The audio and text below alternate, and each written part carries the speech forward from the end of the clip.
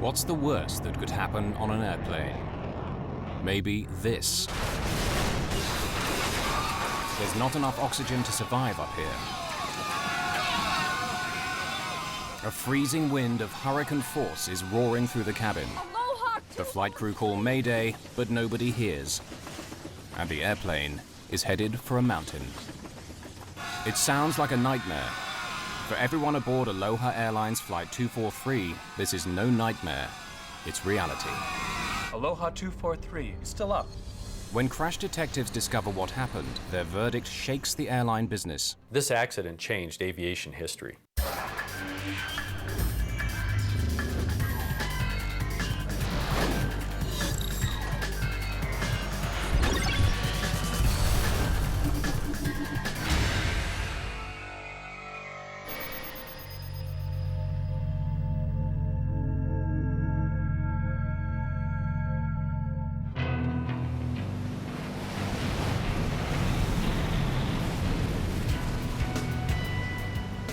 Some people choose to trespass in that narrow space between life and death. It's a scary place to be. Surfers get there by chasing killer waves. Just occasionally, fate puts ordinary people, not just thrill seekers, into that same deadly zone, where life hangs by a thread. On the afternoon of April 28, 1988, it will happen in the sky over Hawaii.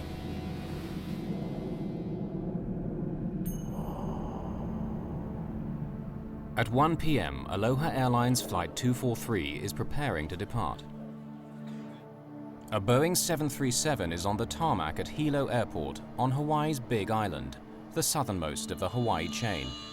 Flight 243 will be just a 35-minute hop to Honolulu on the island of Oahu. Serving the islands means that Aloha works its airplanes hard. They make short flights, but plenty of them. This airplane has been shuttling between the islands since early morning. It'll be its 9th flight today. For the flight crew, it's a routine they've followed for many years.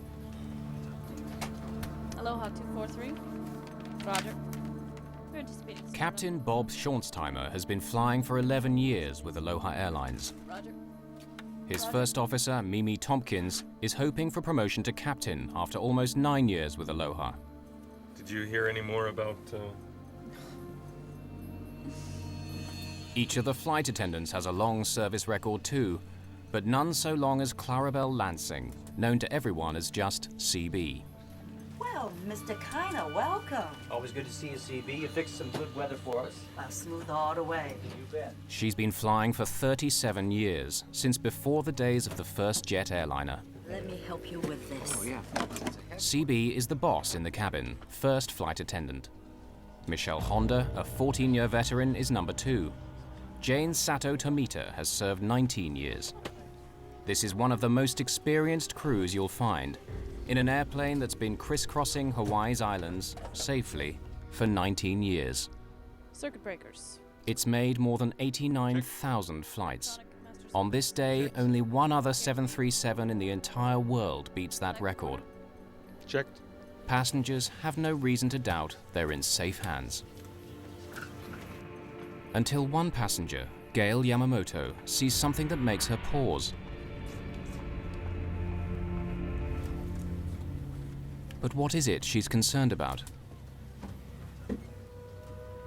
And how worried should she be? Do I say something? Patricia Aubrey lives in Hilo, but has an appointment today in Honolulu. At first, she opts for the very front of the airplane, in row 1. But somehow she feels uneasy and decides to move further back. She chooses a free seat in row 17.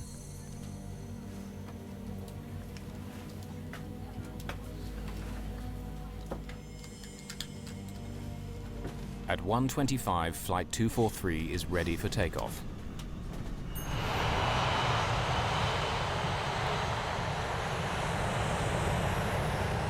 This airplane often rattles and shakes on takeoff and landing, but it's something the crew and regular passengers have grown used to. What's there to worry about?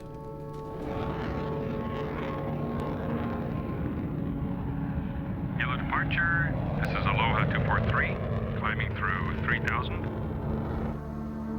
Roger, climbing to flight. Though he's the captain, Bob Schornsteimer has chosen to take charge of radio links with air traffic control. It's Mimi Tompkins who'll fly the plane to Honolulu. Most of the flight time is taken up in climbing to their cruising altitude. It'll take 20 minutes to climb to 7,300 meters.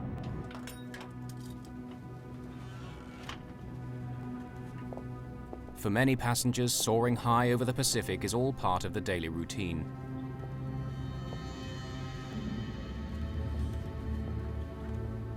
People like salesman Howard Kitaoka in row 5. He makes this trip often. When you've seen the view 100 times, 35 minutes is precious time to catch up on paperwork. The flight's so short that the attendants serve drinks while they're still climbing. They can move around, but the passengers are still strapped in. It's 1:45. 20 minutes into the flight, the aircraft is at cruising height. Honolulu Center, Aloha 243, leveling off at 240. The crew relax. See, where's that National Weather Service weather station out here? Is that in the old tower? In perfect flying weather, everything is following the familiar pattern. Do they?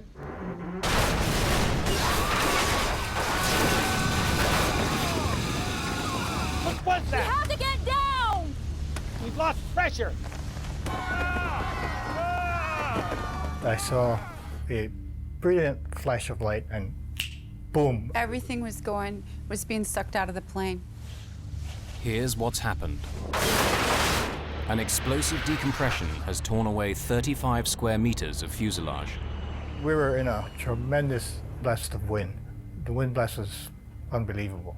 A mass of things just went whoosh out the plane. You know, hair was up here. Everybody was in their seat except the stewardesses. I saw the stewardess get smashed down in the aisle. I could see her hair blowing and I could see blood, but that's all I could see of her. Jane Sato Tomita has been struck by debris at row 2. Michelle Honda has been thrown to the floor at row 15. There's no sign at all of CB Lansing. I will take control column. I can't hear you! Only seconds have passed since the explosion. The wind noise makes it impossible for the flight crew to communicate. Lose back I there. can't hear you! We've lost pressure. Now, for the first time, they gain a sense of what's happened. Visible over a mound of tangled debris, there's blue sky where the airplane roof used to be. The first 5 rows are now completely exposed to the sky on both sides of the plane. The initial threat of being sucked out is past since the airplane's now completely depressurized. But passengers are still in danger. My seatmate was flopping out outside the aircraft because at that point it was just the floor and no walls or seating. And so I grabbed him. The cold and oxygen deprivation are both potentially deadly. Just imagine the scene up there. The top of the airplane broken off. The passengers don't have any ability to get supplemental oxygen because the critical tubing that feeds that oxygen is now gone. And at 24,000 feet, with very little to breathe up there, the passengers become incapacitated. That's called hypoxia. If you stay up at that altitude for any prolonged period of time, you become more and more physically disabled. With the top of the airplane gone, you now have 300-mile-an-hour winds blowing into that cabin. That's 3 times hurricane force winds. Those people were dressed for Hawaii in the springtime, not minus 50-degree temperatures. Any period of time at 24,000 feet, and those people will. Captain Bob Schornsteimer takes over command of the aircraft from First Officer Mimi Tompkins. He begins an emergency descent, dropping 1,200 meters per minute, its speed now increasing to more than 500 kilometers an hour. As the aircraft hurtles down, passengers face a new terror. Wreckage blocks their view of the cockpit, and when the airplane split apart, the nose dropped down by around 1 meter. The plane is held together by just the narrow floor beams. The floor was buckling up, and you could tell the plane was bending in the middle. Michelle Honda can't go forward far enough to see whether the pilots are alive or dead.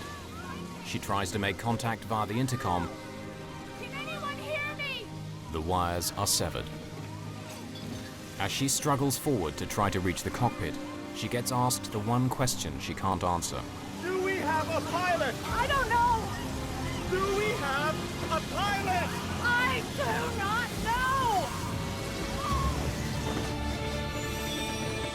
Can you fly a plane? The terror of those on board can only be imagined as she asks the one question no airplane passenger wants to hear. Can you fly a plane? Michelle Honda was coming up and cupping her hands and yelling in everyone's ear individually, "Can you fly a plane?" I was like, what? You know, get out of here. Is the pilot gone too?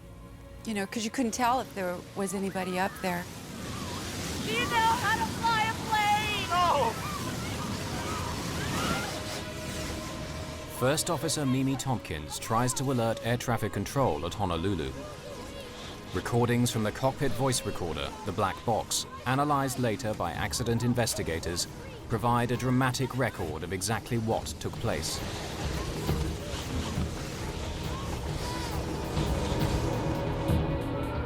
The nearest place where they can try to land is the island of Maui.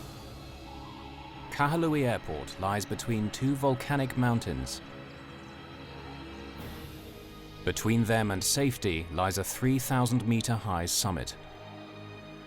To fly from the location of the explosion to the safety of Kahului Airport, the pilot needs to carefully maneuver, avoiding this high ground. Can the fragile aircraft survive the stresses of turning, or if they ever reach the airport, of landing? And how can those on board survive? Jane Sato Tomita is barely conscious. Howard Kitaoka clutches her hand. The only faint sign of life is once when Jane squeezes back. I'm not exactly sure if she was conscious, but I did manage to squeeze her hand, and she responded by squeezing my hand, and we just held hands. The simple squeeze of the hand at a time like that is very, very emotional. Aloha 243. Do you read me? Mimi Tompkins is not getting through to Honolulu Air Traffic Control, so she switches to the frequency for the tower at Maui's Kahului Airport. Maui Tower. Aloha 243. Maui Tower. Aloha 243. Aircraft calling tower, say again. Aloha 243. For inbound landing. At 1:48, 3 minutes after the explosion, the crew make their first voice contact with the ground. Pressurized. Declaring an emergency. Aloha 243, say your position. Paducah, to the east of Makina Point. Descending at 11,000. Request clearance into Maui for landing. Request the emergency equipment. Airport fire station? We have an Aloha 737 5 minutes out. Approximately 20 miles. Cleared to runway 02. Decompression problems. Pilot is declaring an emergency. Thank you, Maui Tower. In the station. Attention in the station. We have an in-flight emergency. We have a 737, 5 minutes out, 20 miles, runway 2. Souls on board, crew on board is unknown. It has decompression problem at this time. Runway 2.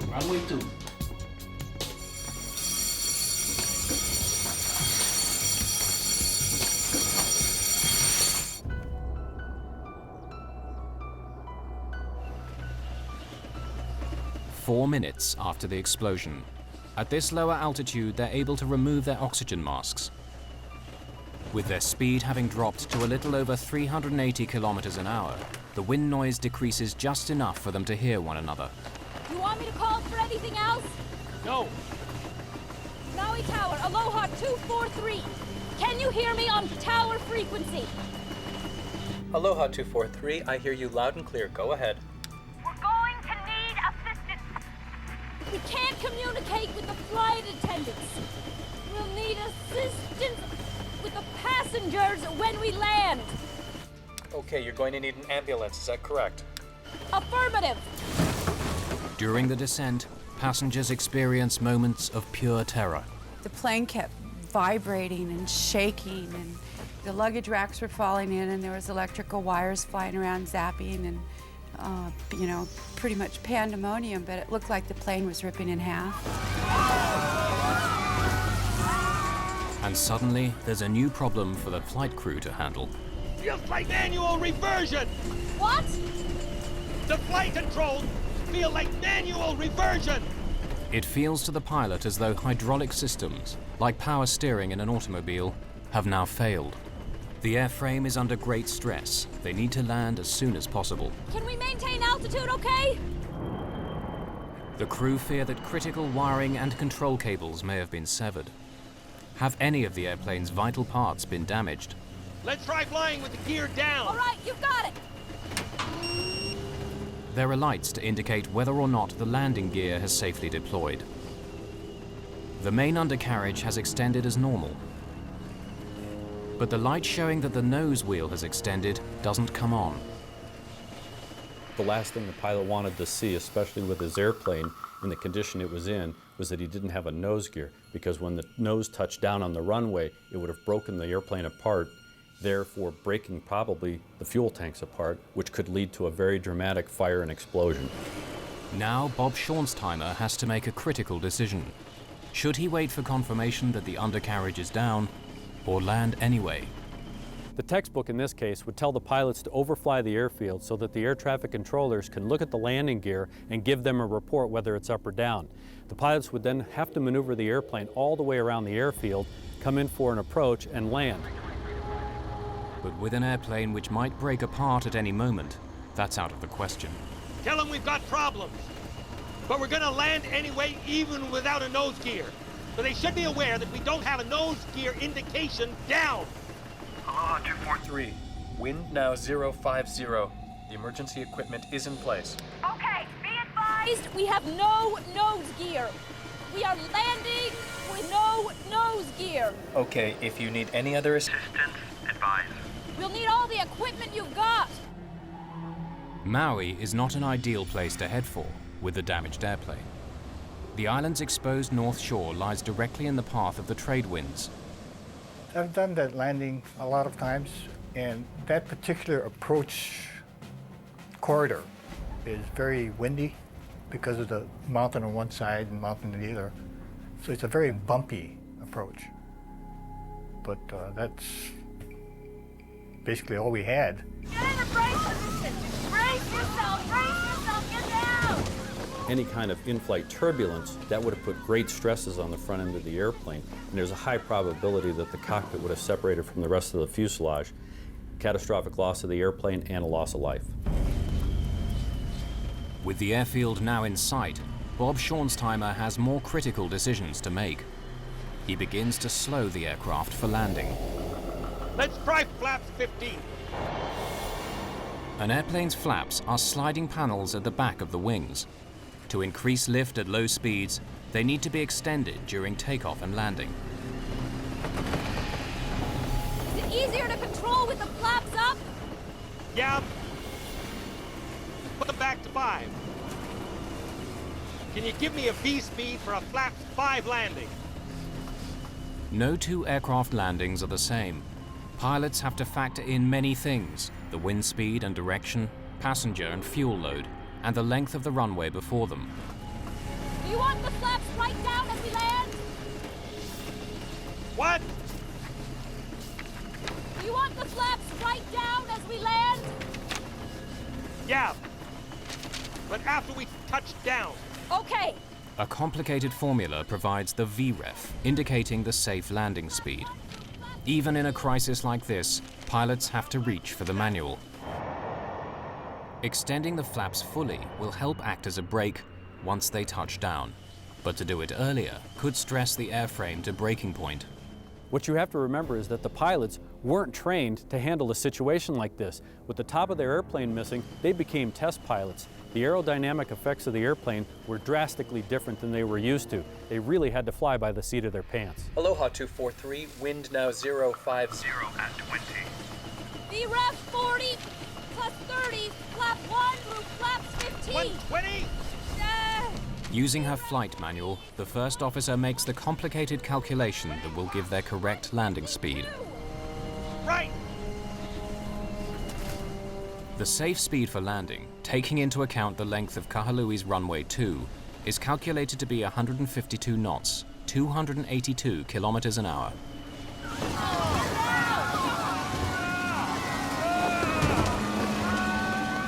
As the airplane slows, it becomes much harder to control.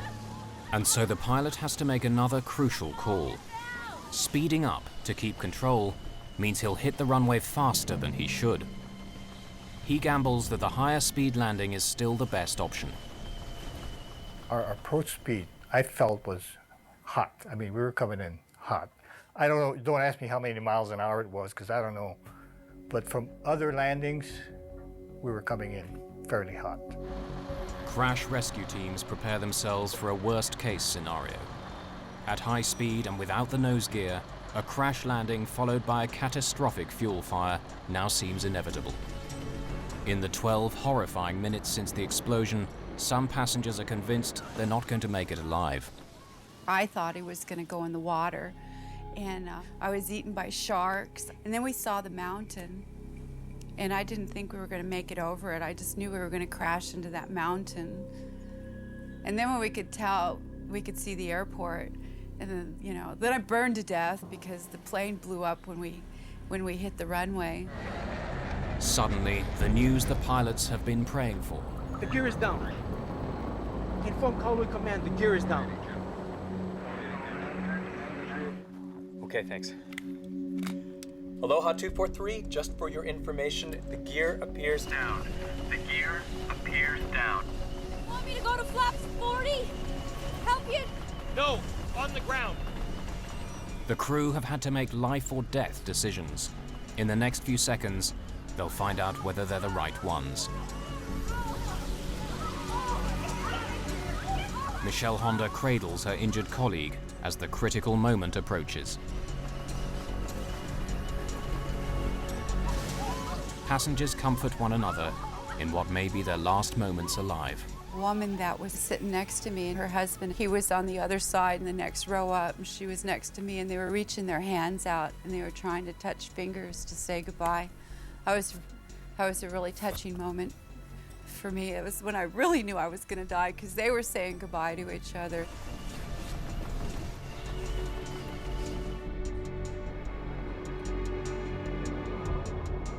Though the forward undercarriage has extended, the crew still can't be certain whether it is locked in place or whether it'll collapse on landing. If it doesn't hold firm, 40,000 kilos of airplane traveling at close to 320 kilometers an hour will smash nose down onto the tarmac.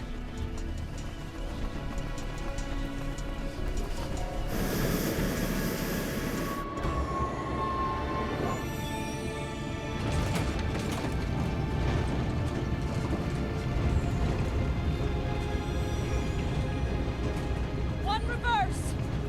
Okay. Thrust reverser.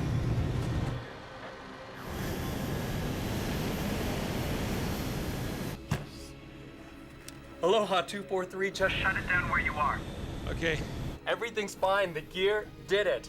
The fire trucks are on the way.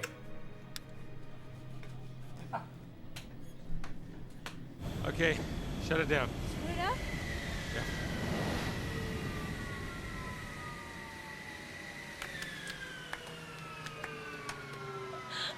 Oh, God.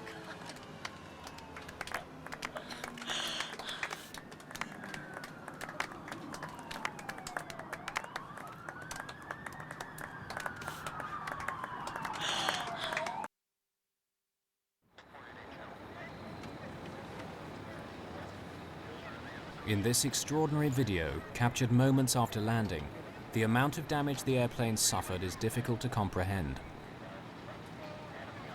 An emergency evacuation of passengers who escaped injury has just been completed. Some injured passengers have still to be helped from the plane. How it flew for those 13 terrifying minutes seems astonishing. Captain Bob Schornsteimer is thanked by passengers who just minutes before had expected to die. The tension is released. Boy, I just said, yes, baby. That's all I said. Pilot did a tremendous job. Patricia Aubrey hugs her heroine, Michelle Honda. I was crying, and of course everybody was traumatized, looking at the plane and looking at the people bleeding, and just, I kept touching myself going, I'm here. I can't believe I'm still alive. Her last-minute impulse to switch seats saves her from injury, maybe from death. Something was telling me not to sit there, because I didn't have a good reason to move, you know. My guardian angel was tapping me on the shoulder and telling me to move. A final desperate head count by Michelle Honda confirms the crew's worst fears. C.B. Lansing, the veteran of 37 years flying for this airline, is missing. A sea search begins in the area of ocean where the explosion took place. Neither body nor wreckage are found. Jane Sato Tomita has started to recover. 7 passengers are seriously hurt, the worst injury a skull fracture. But how have the rest survived? At the moment of decompression, it's just their seatbelts which made the difference between life and death. They went poof, loud noise, and it just, the whole thing come apart. And I personally thought we were all gone, and we were fastened, all had our seatbelts fastened, well, most of us evidently, or would have lost a lot more. But there's something else. At the most critical moment, Maui's notorious high winds died away. I was amazed to see front of the fuselage missing. What was so funny about the whole thing is that when it came in, had no wind. Yeah, I believe if you did have that wind, the aircraft wouldn't have made it. It would have split into 2 pieces. And it's a miracle. It's very much a miracle. This is one of the most remarkable flying events in history. No airplane has ever landed with this amount of damage. The only thing that was holding the forward section cockpit to the rest of the fuselage were the floor beams. Basically, they were hanging by a thread. From a close study of the fuselage, crash investigators tried to determine how the airplane's structure remained in one piece. The critical factor proves to be the precise location of the explosion. The thing that saved them was that because the damage was across the top of the airplane, as the nose tried to bend down, these members through here are in tension, and it kept them in line, it kept them straight. So even though it was almost ready to break off, the structure was still strong enough here to keep it together.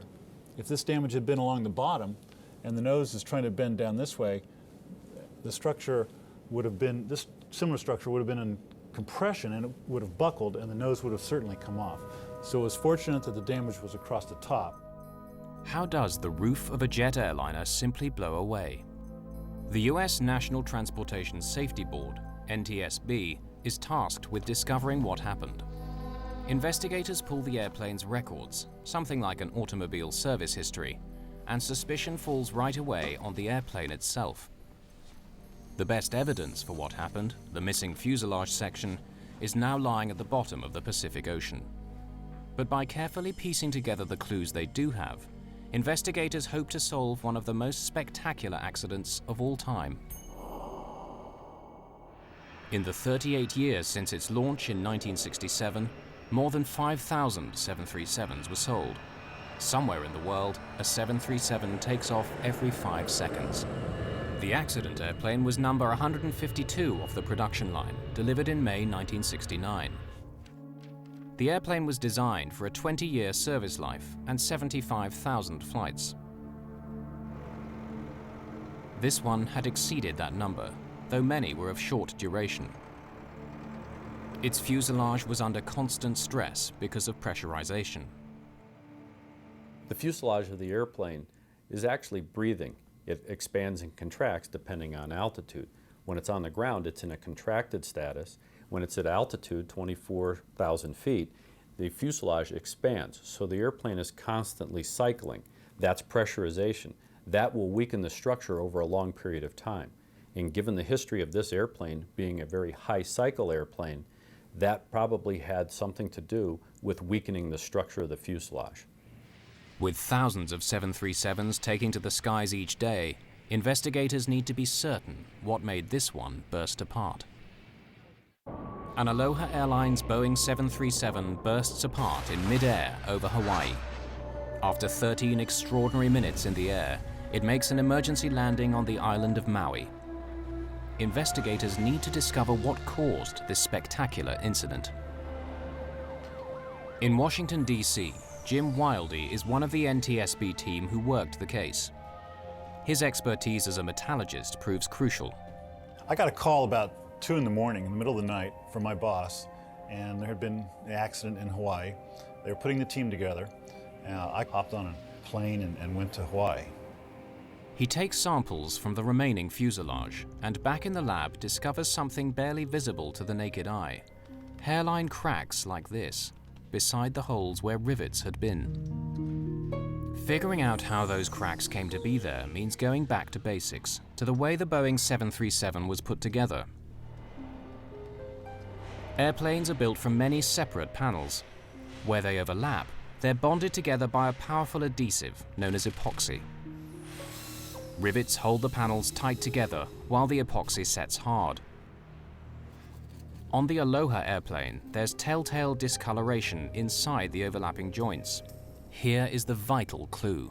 You can see now where the dark material is the epoxy that was used to bond the 2 layers of the lap joint together. The white material you see here is corrosion damage of the aluminum fuselage skin. So the original intent was that the stress that's trying to pull one skin away from the other skin piece, the stresses would go through the bonding and not through the rivets.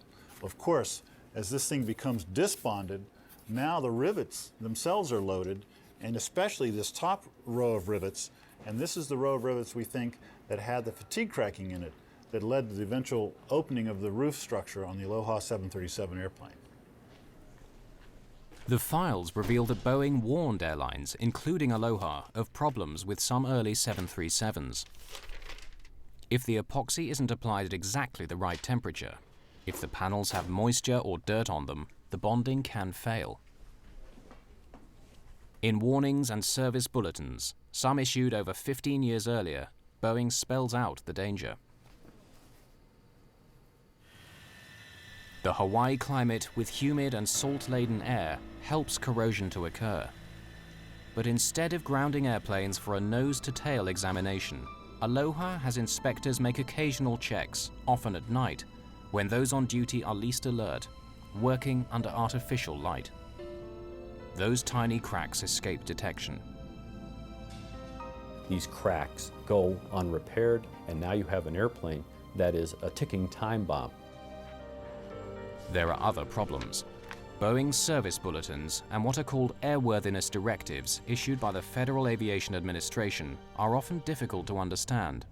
Airworthiness directives are very complex and read like a legal document. Aloha needed to have someone who could read that document and interpret it into plain English for the mechanics, the wrench turners. That never happened.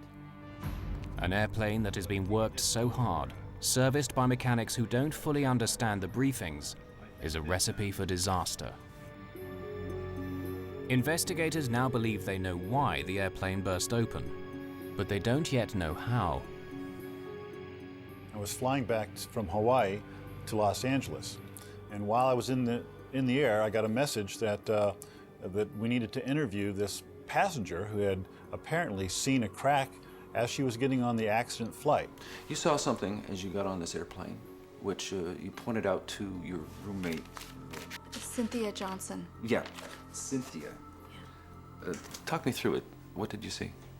What I saw was to the right of the door, where the paint was white. Well, it was a crack. It was like, not a hole exactly, but the metal on top had come away from the metal below. I was going to tell the flight attendant, but they were busy and we had to take our seats. Well, yeah, you figured, they know what they're doing. It's their airplane. I didn't want to make a fuss or anything. No, absolutely.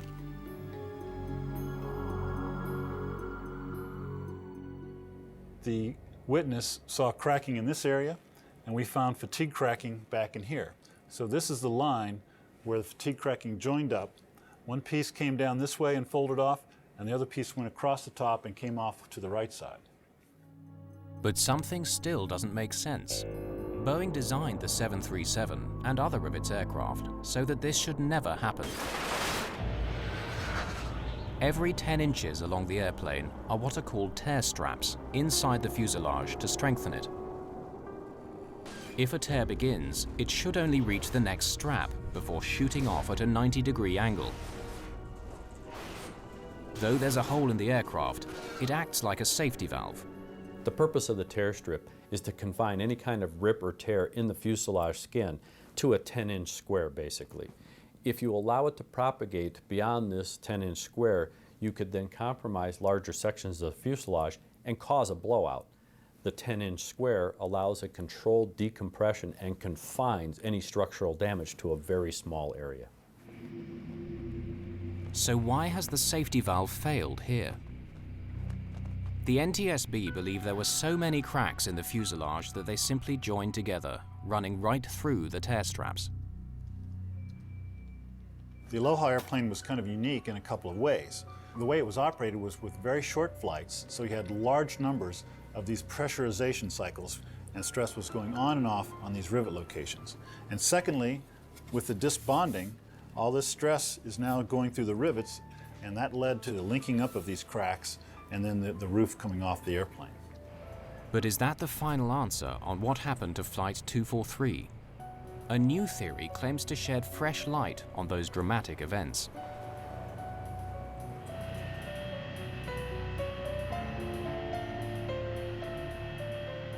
Matt Austin is an engineer who lives in Honolulu. The story of Flight 243 both appalls and fascinates him. I flew very regularly on Aloha Airlines, and I'd been on that plane about a week before it actually lost the roof. You could tell that something was loose in the airplane. It's just like when you're in an old car and you hit a bump, you can hear the rattles in it that you won't hear in a new aircraft. In this case, when the aircraft landed, there would be noises and rattles you wouldn't hear on the newer aircraft. He begins his own investigation, scrutinizing the 4,000 pages of evidence and photographs gathered during the official inquiry. I am an expert in explosion dynamics and how pressure vessels explode, what causes them to explode, which way the cracks run as they're coming apart. In the case of the Aloha accident, the main focus from the aeronautical industry was they were looking at it as an airplane structural failure, whereas I analyzed it from the point of view of a pressure vessel failure. As he reviews the evidence, one question keeps recurring. Why is CB Lansing sucked out of the aircraft and not her colleague Jane Sato Tomita? Jane was further forward than CB at the crucial moment. Jane was at row 2. CB was at row 5. The NTSB believes the roof separation began near row 3. Passenger testimony gathered shortly after the incident suggests that CB Lansing was sucked upwards and to the left, but not forward. I was on the aisle, on the right. So I look up from my magazine, I see a pair of legs go up and out on the left, just back of first class. From where I was, if the nose was 12, this is at 11, yeah? Forensic evidence suggests another possible scenario. Michael Sweet, an ex-cop, is now a specialist in blood spatter analysis. By studying bloodstains at crime scenes, he can help put a killer behind bars or free the innocent. He examines official photographs of the 737 fuselage. This is a large photograph of the left side of the airplane. The front would be in this location. There's what we suspect to be a bloodstain pattern on the right beside the window, right here. Could this bloodstain be where CB Lansing's head impacted with the outside of the fuselage? The analyst believes so. Well, the fact that there are bloodstains on the side of this airplane suggests to me that the blood source in this case was momentarily trapped when it came into contact with the side of the airplane. If the flight attendant in this case was ejected outside of a gaping hole, I would expect her to disappear almost immediately and not leave any bloodstains on the side of the airplane. This analysis suggests only that she was trapped, but without explaining how or why. Matt Austin believes he has the answer. On April the 28th, 1988, a Boeing 737 owned by Aloha Airlines in Hawaii suffers an explosive decompression in midair. Amazingly, it lands safely with the loss of one crew member. Investigators blame metal fatigue due to poor maintenance. But a new and controversial theory has emerged, challenging at least part of the chain of events. What if a safety hole has opened up as it was designed to do, but directly above the flight attendant? Matt Austin believes CB Lansing is sucked into the safety hole, momentarily blocking it.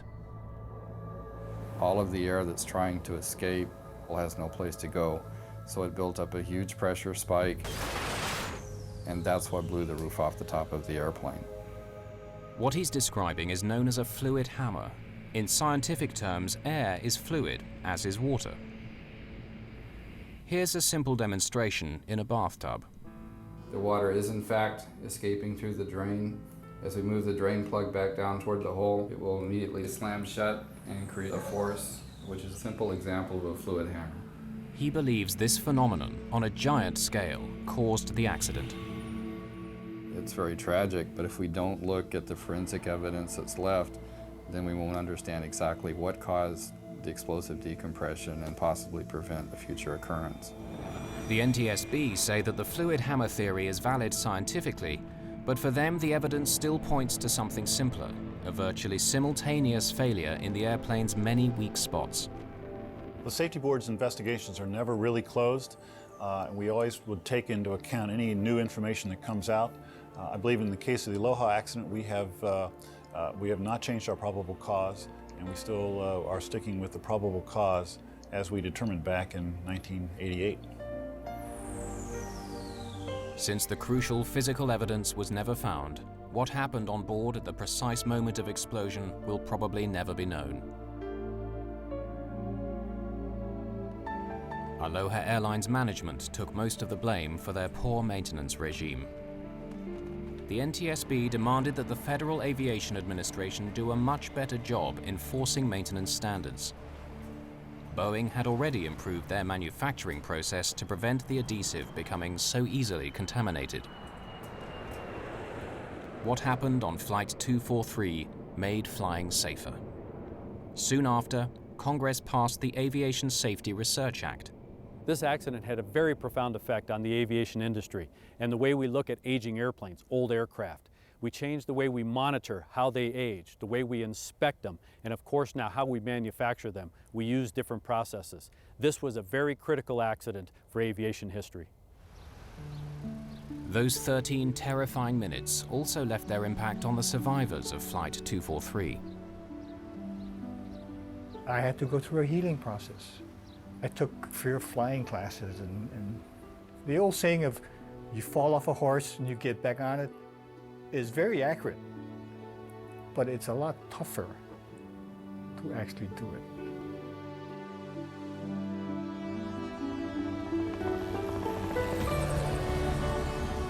Patricia Aubrey had to find a way of dealing with the memories also. Her way was to revisit the same piece of airspace where the terror unfolded. I'd go flying with my psychologist. You go through what they call desensitization, where you confront your fear and you just do it so many times that you can do it without having a bad reaction. Before that happened, if something bad happened to me, I'd go, I hate life. But I don't hate life. I can deal with it. Bring it on. I'll take care of it. I'd much rather be alive. There's one further legacy of that fateful day. The ocean never did surrender the body of CB Lansing.